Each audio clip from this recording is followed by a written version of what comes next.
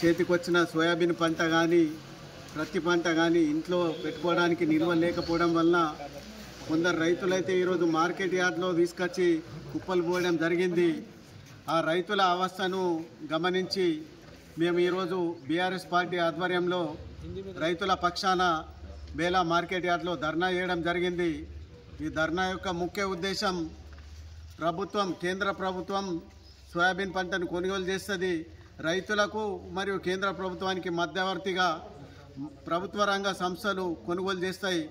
ఈరోజు తహసీల్దార్ గారు వచ్చి మా తరఫున మార్కెట్ డిఎం గారితో మాట్లాడి ఏ రోజు కొనుగోలు చేస్తారనేది వాళ్ళని అడిగిన పిమ్మట సోమవారం నుంచి సోయా పంటను కొనుగోలు చేస్తామని డిఎం గారు హామీ ఇవ్వడం జరిగింది.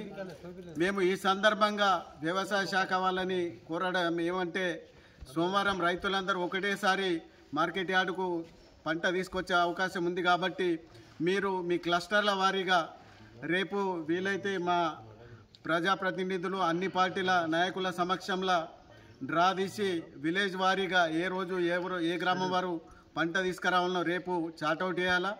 మరి గత బీఆర్ఎస్ ప్రభుత్వం ఉన్నప్పుడు దసరా నుంచే దాదాపు సోయా పంట చేతికి వచ్చిందంటేనే ఖచ్చితంగా కొనుగోలు జరిపేవారు. గతంలో ఇప్పుడున్న ఎమ్మెల్యే గారు గతంలో బీజేపీ పార్టీ అధ్యక్షుడిగా ఉన్నప్పుడు మాకు గుర్తుంది, ఇదే మార్కెట్ యార్డ్లో సుత్లీ లేకుంటే ఒకరోజు వచ్చి ధర్నా చేసిండు, దబ్నం లేకుంటే ఒకరోజు వచ్చి ధర్నా చేసిండు. కానీ ఈరోజు పంట మొత్తం చేతికి వచ్చి మార్కెట్ యార్డుకు వచ్చిన ఎన్నికల్లో తిరుగుతూ ఉన్నారు కాబట్టి ఎమ్మెల్యే గారు రైతుల్ని పట్టించుకోవడం లేదు.